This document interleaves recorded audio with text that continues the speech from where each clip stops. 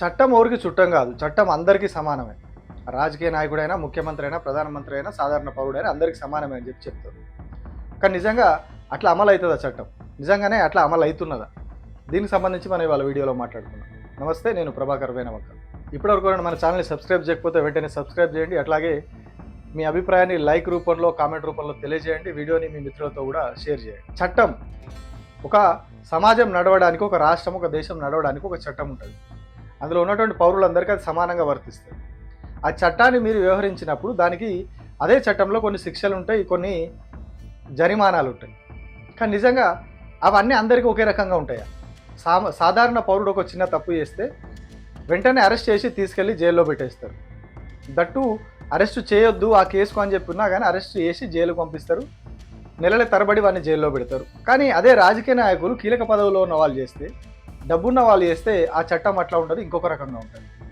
మనం అరెస్ట్ చేయడం కాదు కదా, కనీసం అటువైపు కన్నెత్తి కూడా చూడరు. రాజకీయాల్లో అయితే ఈ పరిస్థితి మరీ ఇంకెక్కువ ఉంటుంది. దేశంలో కానీ రాష్ట్రంలో కానీ ఎన్నికల నిర్వహణకు సంబంధించి ఒక నియమావళి ఉంటుంది. ఎన్నికల సందర్భంలో ఎన్నికల కోడ్ వచ్చిన తర్వాత ఎలాంటి అభివృద్ధి కార్యక్రమాలు, సంక్షేమ పథకాలు ప్రకటించవద్దు, చేయవద్దు అని చెప్పేసి ఒక రూల్ ఉంటుంది. అది ఉల్లంఘిస్తే దాని మీద కేసులు పెడతారు. వాటిలో ఏం తీర్పు వస్తుంది అదంతా పక్కన పెడితే, మన చట్టంలో ఉన్న లోసుకులు అవన్నీ చాలా ఉంటాయి కదా. సో ఆ తర్వాత పరిస్థితులు అనేది పక్కన పెడితే, ఎలక్షన్ కోడ్ ఉన్నప్పుడు అభివృద్ధి కార్యక్రమాలు ఇట్లాంటివి చేయొద్దు అనేది రూల్. కానీ మన రాష్ట్ర ముఖ్యమంత్రి, రాష్ట్ర ప్రభుత్వం ఎంత తెలివిగా అనే కంటే ఇంట్లో ఉన్నటువంటి చట్టాలను ఎంత సమర్థవంతంగా వాడుకుంటున్నదో మనం క్లియర్గా చూడొచ్చు. కొద్ది రోజుల క్రితం రాష్ట్రంలో పంచాయతీ ఎలక్షన్స్ జరిగింది. ఇప్పుడు మున్సిపాలిటీ ఎలక్షన్స్ జరుగుతూ ఉన్నాయి. పంచాయతీ ఎలక్షన్ల సమయంలో ముఖ్యమంత్రి రేవంత్ రెడ్డి పోయి రాష్ట్రం అంతటా తిరిగి ఎన్నికల ప్రచారం చేశారు.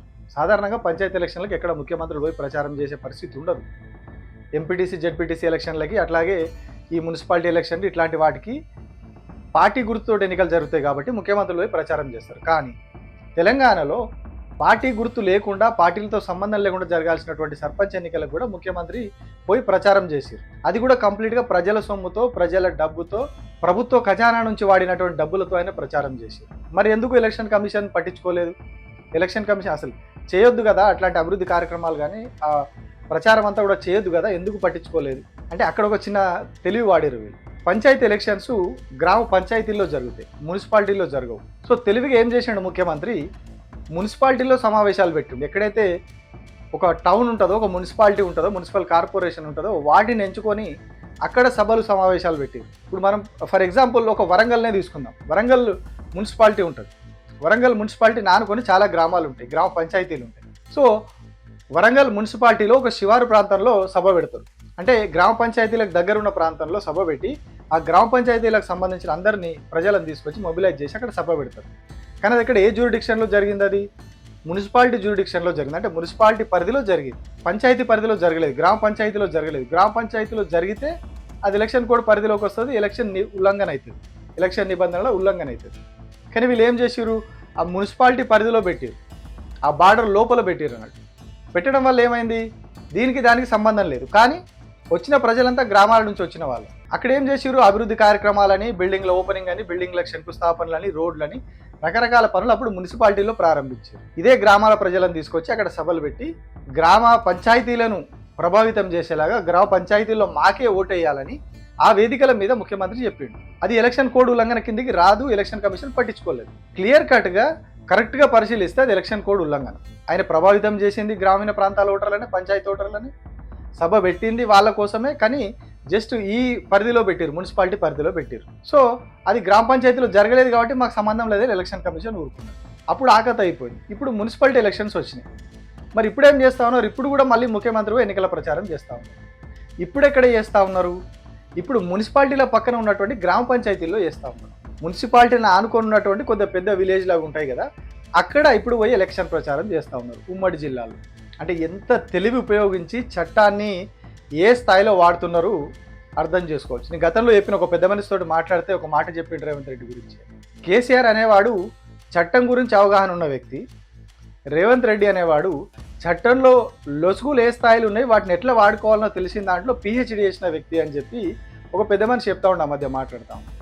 సేమ్ ఇప్పుడు ఇవి చూస్తే నిజంగా చాలా క్లియర్గా అనిపిస్తూ ఉన్నది. అది అప్పుడేమో మున్సిపాలిటీల్లో పెడతారు గ్రామ పంచాయతీ ఎన్నికల టైంలో, ఇప్పుడు మున్సిపల్ ఎలక్షన్లు వచ్చినాయి కాబట్టి ఆ మున్సిపాలిటీ పక్కనే ఉన్నటువంటి పంచాయతీల్లో సభలు పెడుతున్నారు.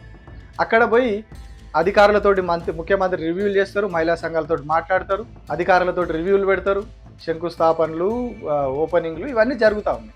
అల్టిమేట్గా అడిగేది ఏంటిది, మున్సిపాలిటీలో మనకే ఓటేయాలని అదే వేదిక మీద నుంచి అడుగుతా ఉన్నాయి. అయినా కూడా ఎలక్షన్ కోడ్ కిందకి రాదు అని చెప్పి ఎలక్షన్ కమిషన్ మళ్ళీ 2 కళ్ళు మూసుకొని కూర్చుంటాం. అంటే అసలు ఏం జరుగుతుంది రాష్ట్రంలో? ఎక్కడ చట్టం అమలవుతా ఉన్నది? ఎలక్షన్ కమిషన్ ఏం చేస్తూ ఉంది? రాష్ట్ర ఎన్నికల సంఘం ఒకటి ఉన్నది కదా, రాష్ట్రానికి ఎన్నికల సంఘం అని. ఆ రాష్ట్ర ఎన్నికల సంఘం ఎందుకు మరి కళ్ళకు న్యాయదేవత కళ్ళ గంతలు ఊడబీకినట్టున్నారు పాపం, ఆమె తీసుకొచ్చుకొని ఎలక్షన్ కమిషన్ కట్టుకున్నట్టు. అంటే ఏ స్థాయిలో చట్టంలో ఉన్నటువంటి లొసుగులని ఎంత పకడ్బందీగా వాడుకుంటా ఉన్నారు. ఇట్లా అక్కడ ఉన్నప్పుడు ఇక్కడ పెట్టాలి, ఇక్కడ ఉన్నప్పుడు అక్కడ పెట్టాలి, ఫైనల్గా ఎలక్షన్లో లబ్ధి పొందాలి, ప్రత్యర్థులను బెదిరించాలి, మనకు ఓట్లు వేయించుకోవాలి. అంటే అంటే ఎంత దారుణంగా రాష్ట్రంలో చట్టము రాజ్యాంగం ఉల్లంఘన జరుగుతూ ఉన్నదో అర్థం చేసుకోవాలి. సేమ్ ఎమ్మెల్యేల ఫిరాయింపు విషయంలో కూడా అదే. కేవలం ఒక 5,000 రూపాయలు బీఆర్ఎస్ పార్టీకి చందా ఇచ్చిరన్న ఏకైక కారణంతో ఇప్పటి వరకు 8 మంది ఎమ్మెల్యేలకు క్లీన్ చిట్ ఇచ్చారు స్పీకర్. పార్టీ మారిన 10 మంది ఎమ్మెల్యేలు 8 మంది ఎమ్మెల్యేలకు వాళ్ళు పార్టీ మారలేదు, వాళ్ళు బీఆర్ఎస్ పార్టీలోనే ఉన్నారు అని చెప్పి స్పీకర్ క్లీన్ చిట్ ఇచ్చిండు. అదే స్పీకరు అసెంబ్లీలో కూడా కూర్చుంటాడు. అసెంబ్లీలో కూర్చున్నప్పుడు ఆ ఎమ్మెల్యేలు ఎటువైపు కూర్చుంటున్నారా, పార్టీ మారిన 10 మంది ఎమ్మెల్యేలు ఎక్కడ కూర్చుంటున్నారా అంటే అధికార పక్షం వైపు కూర్చుంటున్నారు. మరి అధికార పక్షం వైపు ఎందుకు కూర్చుంటున్నారు? బీఆర్ఎస్ పార్టీలో ఉంటే బీఆర్ఎస్ పార్టీ వైపు కూర్చోవాలి కదా, అపోజిషన్ వైపు కూర్చోవాలి కదా. నో ఆన్సర్ స్పీకర్ దగ్గర. కాంగ్రెస్ కండువాలు ఎందుకు కప్పుకున్నారంటే నో ఆన్సర్. కాంగ్రెస్ పార్టీ వాళ్ళకు వేరే వాళ్ళకి కండువాలు కప్పు ఎందుకు చేర్చుకున్నారంటే నో ఆన్సర్. కేవలం సింగిల్ రీజన్, చట్టంలో ఉన్న లొసుగులు అని చెప్పిన కదా నేను ఇందాక, ఒక పెద్ద మనిషి చెప్పిన విషయం. ఆ చట్టంలో ఉన్న లొసుగులని ఇట్లా వాడుతూ ఉన్నారు. కేవలం ఒక రీజన్ దొరికింది, 5,000 రూపాయలు చందా ఇస్తున్నారు. ఆ చందా ఇస్తున్నారు కాబట్టి వీళ్ళు ఆ పార్టీయే. మరి ఆ బీఆర్ఎస్లో ఉన్నప్పుడు బీఆర్ఎస్ పార్టీ ఆఫీసులకు రావాలి, బీఆర్ఎస్ పార్టీ కార్యక్రమాల్లో పాల్గొనాలి, బీఆర్ఎస్ పార్టీ ఓటేయాలని అడగాలి. కానీ ఎక్కడ అడుగుతున్నారు? మన గద్వాల ఎమ్మెల్యే బండ్ల కృష్ణమోహన్ రెడ్డి కాంగ్రెస్ పార్టీకి ఓటేయాలని చెప్పి క్లియర్గా పబ్లిక్గా పిలుపునిచ్చాడు. కాంగ్రెస్ పార్టీ సంబంధించిన మున్సిపల్ ఎన్నికల ర్యాలీలో పాల్గొన్నాడు.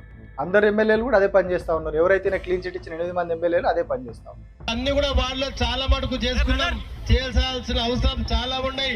దయచేసి ఈ ఎన్నికల్లో మీరందరూ కూడా హస్తం గుర్తుకు ఓటేసి గెలిపేయాలని కోరుకుంటూ, ఈ ఎన్నికల్లో మీరందరూ కూడా హస్తం గుర్తుకు ఓటేసి గెలిపేయాలని కోరుకుంటూ.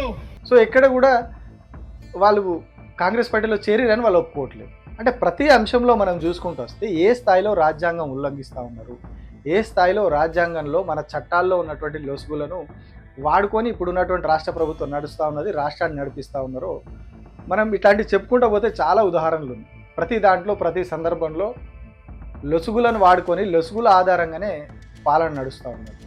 స్వయంగా కండువాలు కప్పినటువంటి ముఖ్యమంత్రి, ఎమ్మెల్యేలకు కండువాలు కప్పిన ముఖ్యమంత్రి వాళ్ళు బీఆర్ఎస్ పార్టీలోనే ఉన్నారని చెప్తారు.